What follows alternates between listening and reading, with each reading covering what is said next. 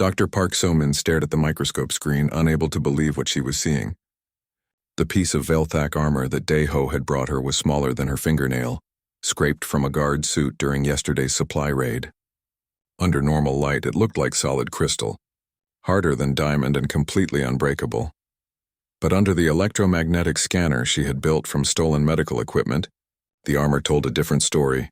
"This cannot be right," she whispered to herself, adjusting the settings and running the scan again. The results were the same.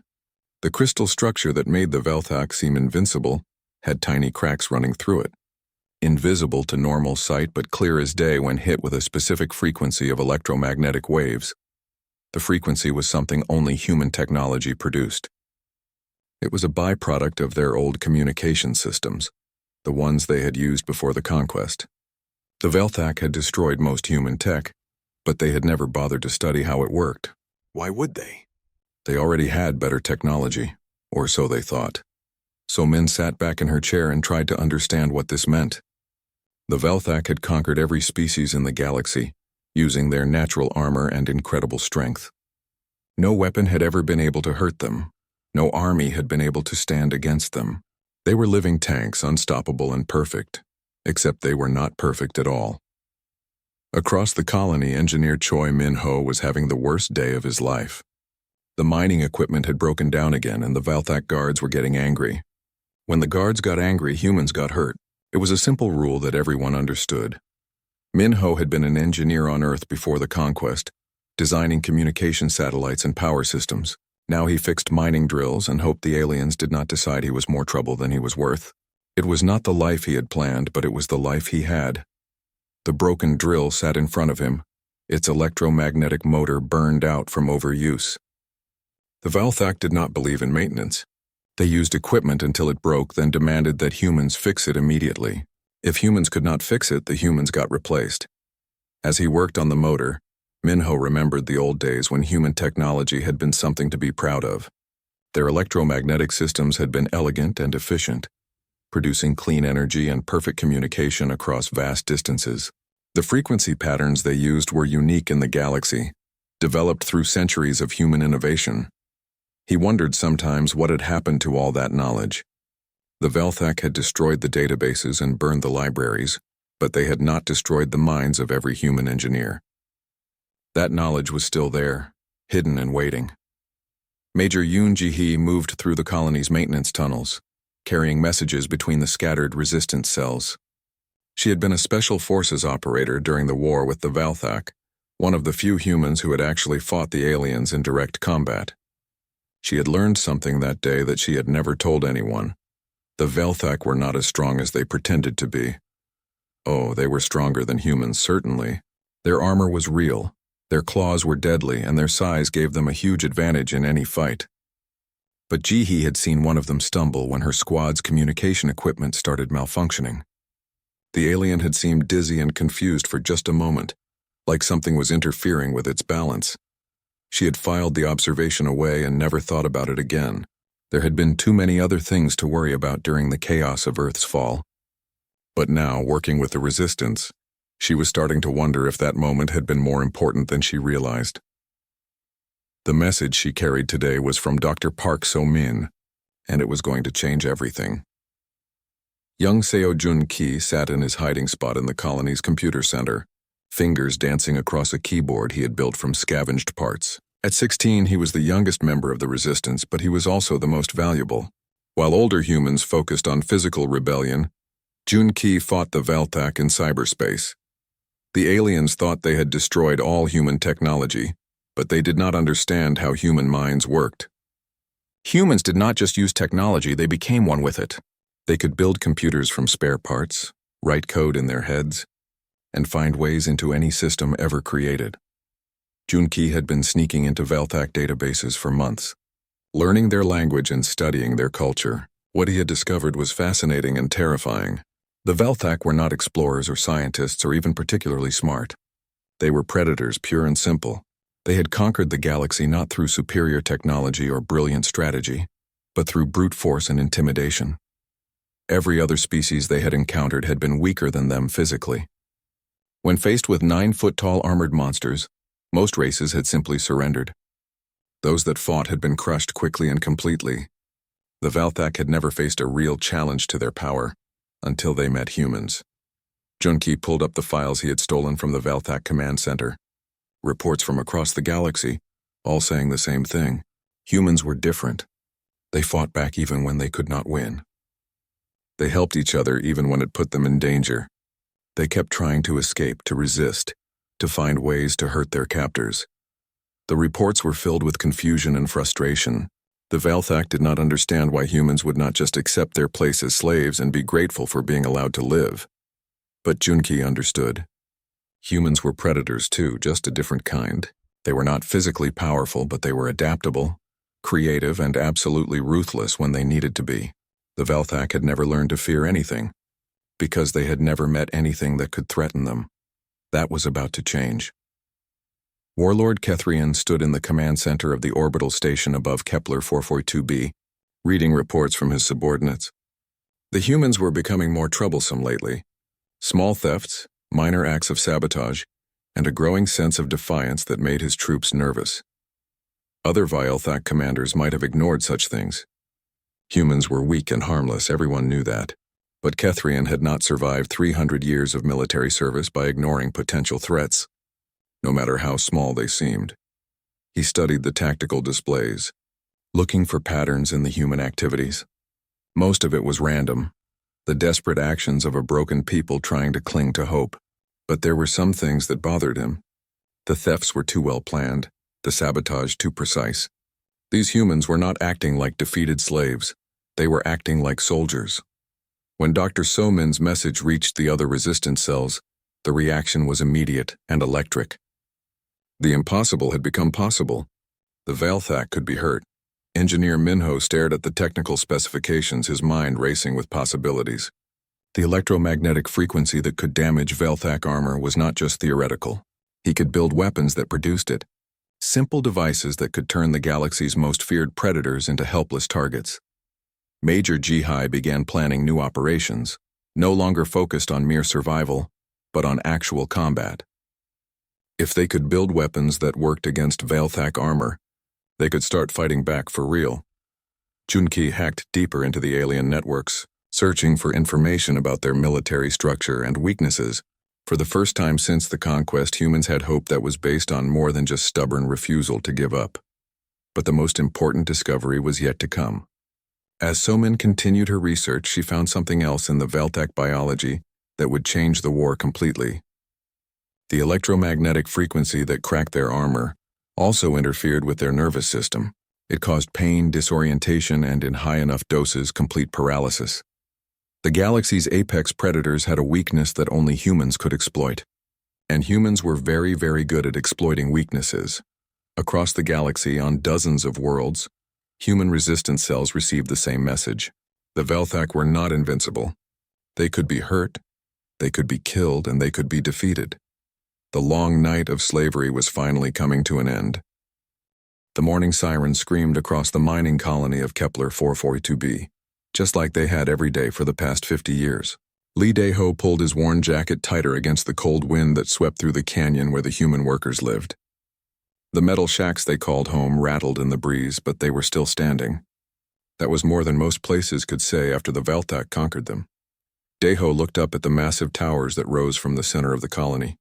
Black metal structures that reached toward the gray sky, where the Valthak lived in comfort while humans dug deep into the planet's core for rare metals. The towers were smooth and perfect, just like everything the aliens built. They showed no wear, no damage, no signs that anything could ever hurt them, just like the Valthak themselves. A shadow passed overhead, and Dae-ho instinctively ducked. One of their patrol ships moved silently through the air, its dark hull reflecting nothing. The humans below stopped what they were doing and waited. Everyone knew the rules. When the Valthak were watching, you stayed very still and very quiet. The ship moved on and the humans went back to their work. Another day of survival in the galaxy that the Valthak owned. Dr. Park So-min walked through the medical center, checking on the workers who had been hurt in yesterday's mining accident. 3 humans had been crushed when a tunnel collapsed. The Valthak guards had pulled them out, but not because they cared about human life. They pulled them out because dead workers could not dig for metal, So-Min had been a real doctor once, back on Earth before the conquest. Now she was just a medical worker, keeping the human slaves healthy enough to work. The Velthak had destroyed most human knowledge, but they kept the doctors alive. Even they needed someone to fix their workers when they broke. She knelt beside one of the injured men.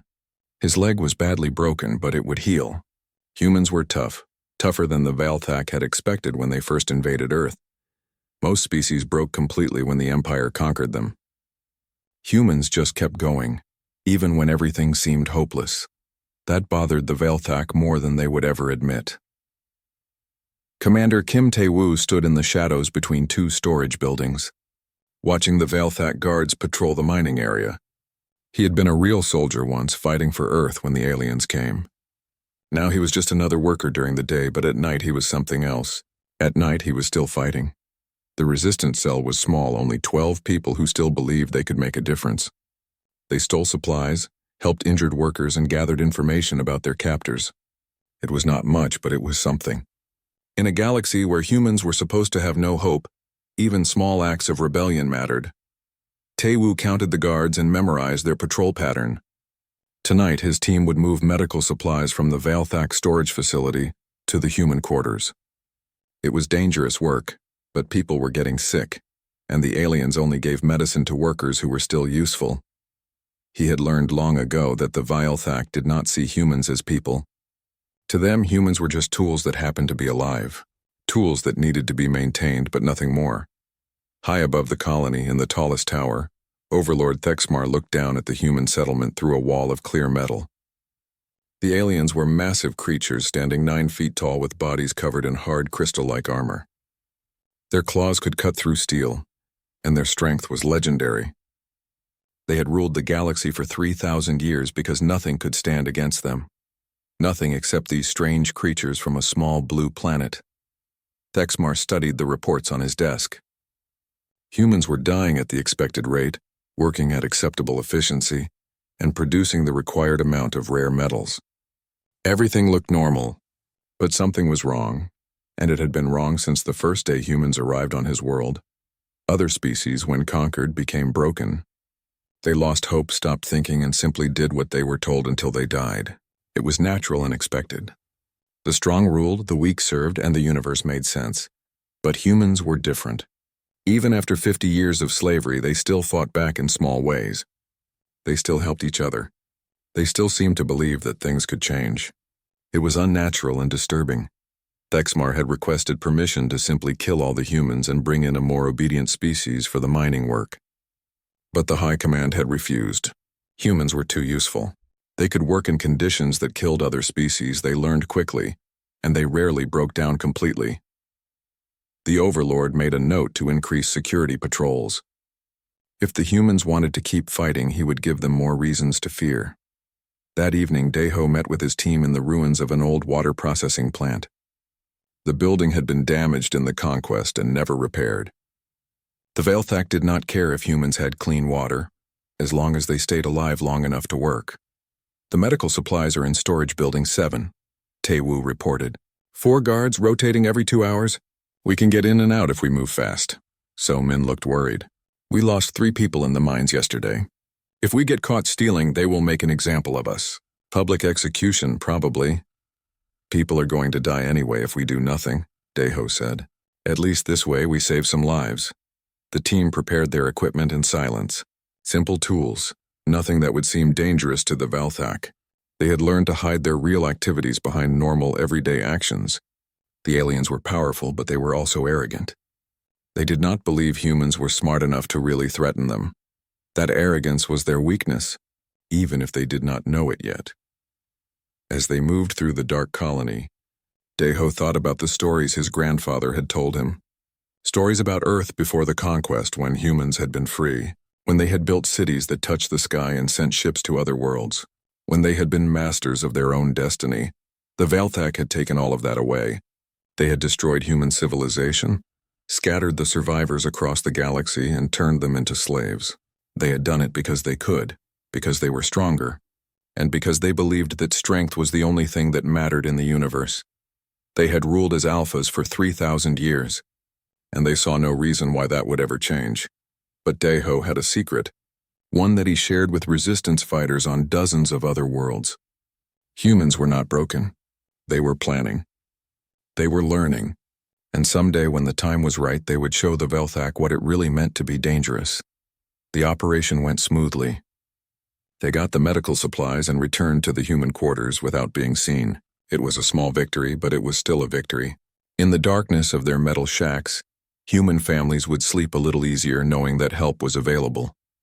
The Velthak would never understand that. To them, survival was about individual strength. But humans survived by helping each other, by working together, by refusing to give up hope even when everything seemed lost. It was a lesson the galaxy's rulers would learn too late. The message traveled through the galaxy in ways the Velthak could never detect, hidden in mining equipment maintenance schedules, coded into medical supply requests, and buried deep in the routine communications that kept their empire running.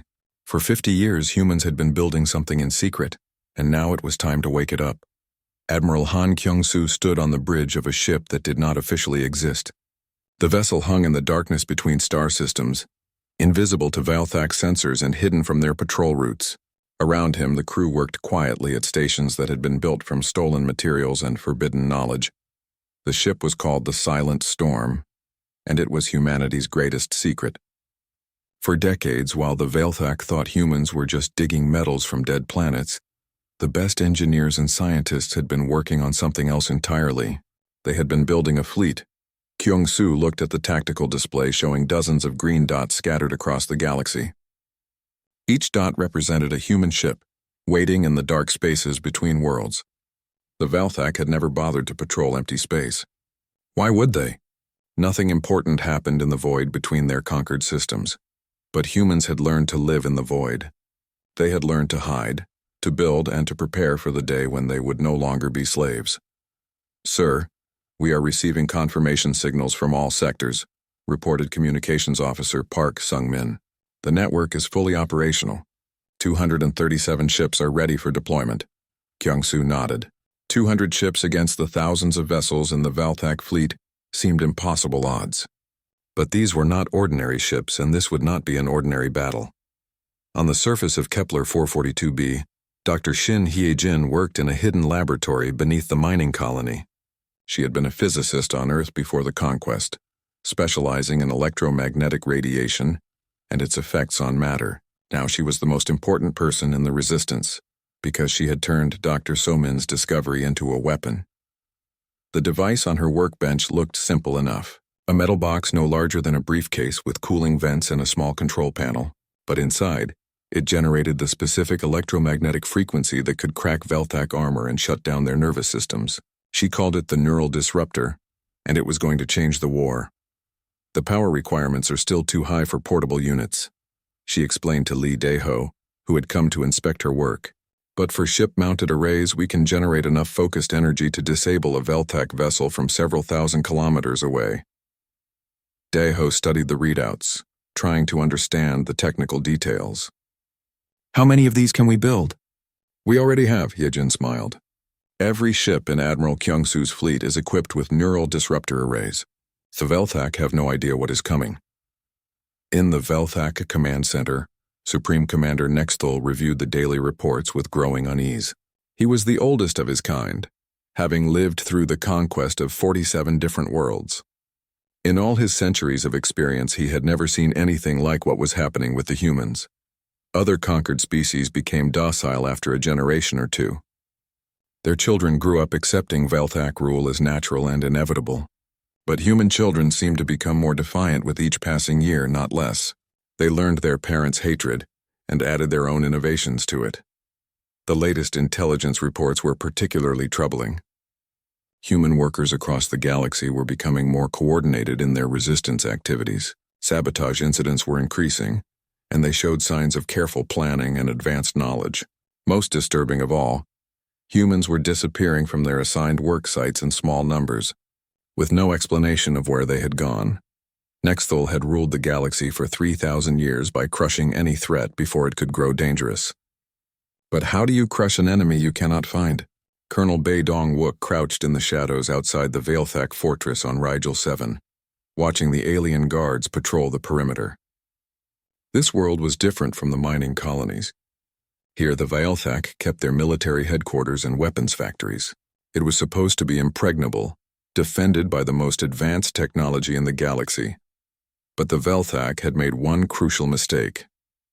They had built their fortress using human slave labor, and some of those humans had been resistance engineers. Over the years, those engineers had built hidden passages, secret rooms, and carefully concealed weaknesses into the very structure they were forced to create. Dongwook's team carried the first portable neural disruptors, smaller versions of Dr. Hai Jin's ship-mounted weapons. They were not as powerful, but they were strong enough to disable a Vaelthak guard long enough for humans to overwhelm them with numbers and determination. "Remember, we are not here to hold the fortress," he whispered to his soldiers. "We are here to prove that Vaelthak strongholds can fall. Once word spreads across the galaxy, everything changes." The team moved forward into the fortress using passages that did not appear on any Vaelthak map. Behind them, other human teams prepared similar attacks on military bases across dozens of worlds. The age of hiding was over. The age of fighting back had begun. Junki sat in his hidden computer center, no longer stealing information but actively sabotaging Vaelthak systems. The aliens had never understood human computer technology, so they had never properly defended against it. Their networks were like open books to someone who knew how to read the code. With a few keystrokes, he shut down the orbital defense grid around Kepler 442b. With a few more, he crashed the communication systems that connected the Vaelthak command centers. The aliens would spend hours trying to figure out what was wrong, never suspecting that a human teenager was systematically destroying their ability to coordinate their forces. Across the galaxy, other human hackers did the same thing. Traffic control systems failed, causing Vaelthak ships to collide in crowded space lanes. Weapons factories shut down without warning. Military bases lost power at critical moments. The Vaelthak had built their empire on superior technology, but they had never bothered to truly understand the technology they had stolen from conquered worlds. That ignorance was about to cost them everything. On the bridge of the Silent Storm, Admiral Kyung-soo watched the tactical display as green dots began moving across the galaxy. His ships were emerging from hiding, appearing in systems that the Vaelthak had thought were empty and safe. The first target was a Vaelthak patrol fleet near the edge of their territory. 3 enemy ships cruising slowly through space with no expectation of danger. They had been the predators for so long that they had forgotten what it felt like to be prey. The human ships approached at maximum stealth, their hulls designed to absorb sensor waves rather than reflect them. The neural disruptor arrays charged quietly, building up the electromagnetic energy that would end the Vaelthak's reign of terror. "All ships report ready, Admiral," announced Commander Yi Bora from the weapons station. "Target locks acquired." Kyung-soo looked at the display one last time, thinking about all the humans who had died as slaves, all the worlds that had been conquered, all the suffering that the Vaelthak had caused. Today that suffering would begin to end. "Fire," he said quietly. The first volley of neural disruptor beams lanced through space, striking the Vaelthak ships before they even knew they were under attack. The alien vessels shuddered and went dark as their crews collapsed in agony, their nervous systems overwhelmed by frequencies they could not comprehend. For the first time in 3,000 years, Vaelthak ships were floating helpless in space, their crews unconscious or dead, their weapons silent. Across the galaxy, the same scene played out on dozens of worlds as the human resistance revealed itself at last. The network that had taken 50 years to build unleashed its fury in a single, coordinated strike that caught the Vaelthak completely off guard. The galaxy's apex predators were about to learn what it meant to be hunted. The Vaelthak High Command erupted in chaos as reports flooded in from across the galaxy. Fleet Admiral Oh Chang-min watched the confusion through stolen surveillance feeds while his ships moved into position around the enemy homeworld. For 3,000 years, the Vaelthak had never experienced a coordinated attack on their territory. They did not know how to respond. "Sector 7 reports complete loss of contact with Patrol Group Thex," announced a panicked Vaelthak communications officer on the intercepted channel. "Sector 12 has lost 3 defensive platforms. Enemy vessels are appearing everywhere, but our sensors cannot detect them until they attack." Changmin smiled grimly. The Vaelthak had built their entire military strategy around intimidation and overwhelming force. They had never learned to fight an enemy they could not see coming, could not frighten into submission, and could not defeat through brute strength alone. "Captain Nam, begin the approach to the homeworld," he ordered. "All ships, maintain stealth protocols until we reach attack range." Captain Nam Sujin acknowledged the order from her position on the bridge of the strike cruiser Freedom's Edge. Around the Valthak homeworld, the most powerful fleet in galactic history, waited in defensive positions. Thousands of ships armed with weapons that could destroy planets, protected by shields that had never been penetrated. But shields meant nothing when the enemy could shut down your ships from the inside. Sujin studied the tactical display, memorizing the positions of enemy vessels. The Valthak had arranged their fleet in a perfect defensive formation, one that would have stopped any conventional attack. They still did not understand that humans did not fight conventional wars. "Neural disruptor arrays are charged and ready," reported her weapons officer. "All ships in the attack group confirm ready status." The first wave of human ships dropped their stealth fields simultaneously, appearing like ghosts materializing in the void. The Valthak fleet scrambled to respond, but it was already too late. Neural disruptor beams lanced out across space, striking enemy vessels before they could raise their shields or return fire. One by one, the mighty Valthak warships went dark and silent.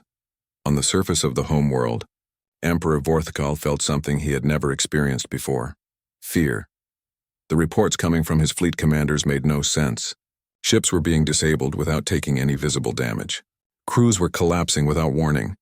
The greatest military force in the galaxy was falling apart, and no one could explain why. "How are they doing this?" He roared at his advisors, his massive claws scraping against the metal table. "What weapons can penetrate our armor without leaving a mark?" The science advisors had no answers. Valthak technology was based on physical force and material strength. They had never encountered energy weapons that attacked biological systems directly. Their entire understanding of warfare was built around armor, shields, and brute power. But humans fought with their minds, not their muscles. General Quan Jae-sung led the ground assault on the fortress world of Kethmiran, where the Valthak had trained their elite warriors for centuries.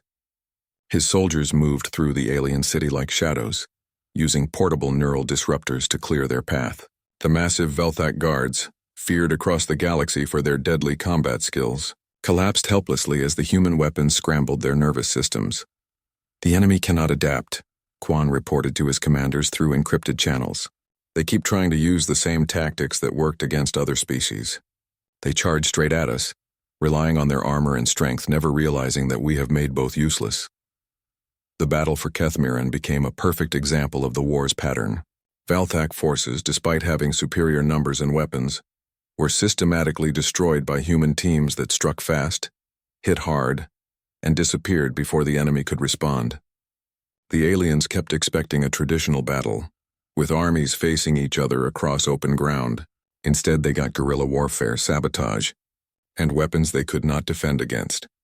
Within 6 hours, the most secure military base in Valthak space had fallen to a human force 1/10 its size. Supreme Commander Nexthul stood in his command center, watching his empire crumble on the tactical displays. Red warning lights flashed across dozens of star systems as human forces struck targets throughout Valthak space. Military bases, communication centers, weapons factories, and supply depots were falling faster than he could track. But the most disturbing reports were coming from the conquered worlds. The other species that the Valthak had enslaved were rising in rebellion, inspired by human success. Races that had been broken and submissive for centuries were suddenly remembering how to fight. "The Zelthari have seized control of their homeworld," reported his intelligence chief. "The Morvac colonies have declared independence. 17 different species have begun attacking our occupation forces." Nexthul realized with growing horror that the humans had not just planned a military campaign. They had planned a galactic revolution. While the Valthak focused on the human fleets, their entire empire was falling apart from within. "We need reinforcements from the core systems," he ordered desperately. "Pull back all available forces to defend the critical worlds." But there were no reinforcements to send. Every Valthak fleet was under attack. Every base was fighting for survival.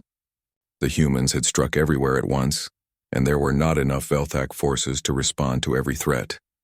For the first time in their history, The galaxy's rulers were losing a war.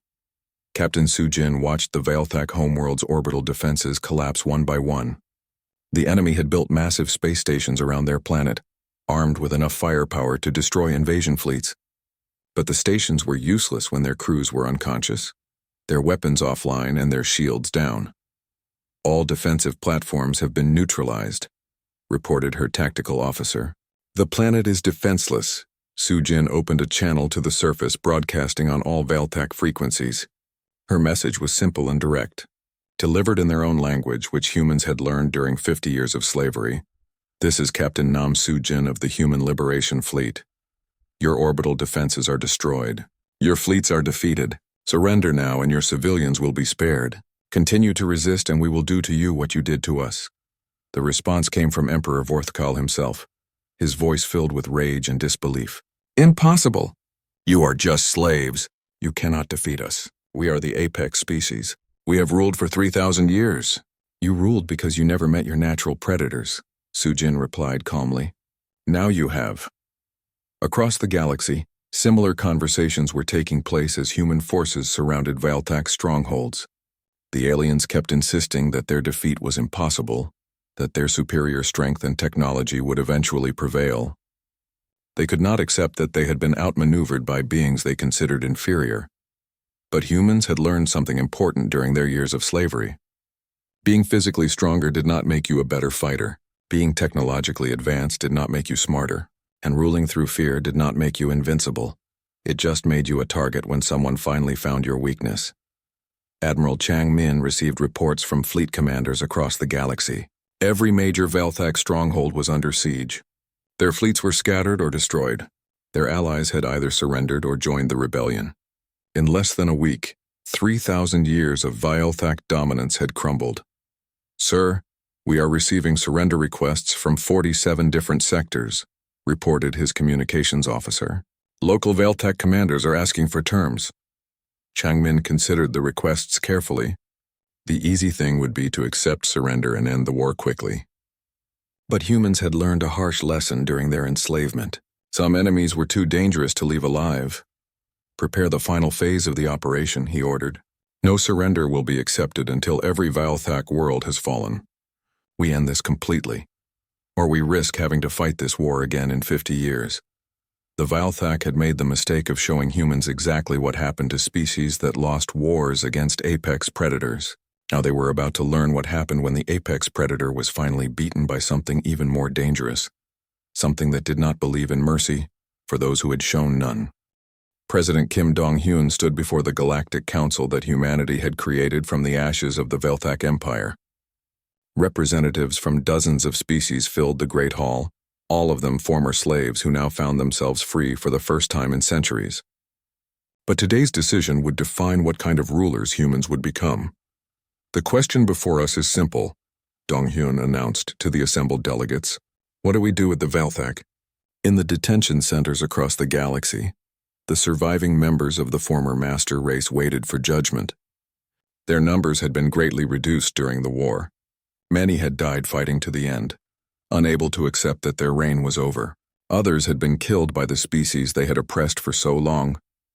But several million Veilthak remained alive, kept in secure facilities while humanity decided their fate. Marshal Lee Young-ho commanded the final siege of the Veilthak homeworld. The planet's surface was scarred from orbital bombardment, its great cities reduced to rubble. The last Veilthak military forces had retreated to underground bunkers, where they continued to resist despite having no hope of victory. "They refuse all surrender offers," Young-ho reported to the Command Council. "Even now they insist they are the superior species and that this defeat is temporary." His soldiers had found evidence of what the Veilthak had planned if they won the war. Secret facilities where they had been experimenting on human prisoners, trying to understand what made humans so difficult to break. Mass graves where they had disposed of slaves who were no longer useful. Plans for the complete elimination of human culture and identity. The Veilthak had never intended to rule humans permanently. They had planned to use them until they found something better, then dispose of them like broken tools. Commander Park Min-jung led her team through the deepest levels of the Veilthak stronghold, using neural disruptors to clear each room. The aliens had built their final fortress deep underground, protected by layers of armor and defensive systems. But no protection could stop human determination backed by the weapons that made Veltak's strength useless. In the central chamber, she found them. The last members of the Veltak High Command, including Emperor Crixthon, the final ruler of their dying empire. They sat in their command chairs, massive figures in cracked armor, still trying to project the authority they had lost. "You cannot do this," Crixthon spoke in broken human language, his voice carrying none of its former power. "We are the apex species. We have ruled for 3,000 years. The galaxy needs order, needs structure. Without us, chaos will return." Min Jung looked at the alien who had ordered the deaths of billions. "The galaxy has order.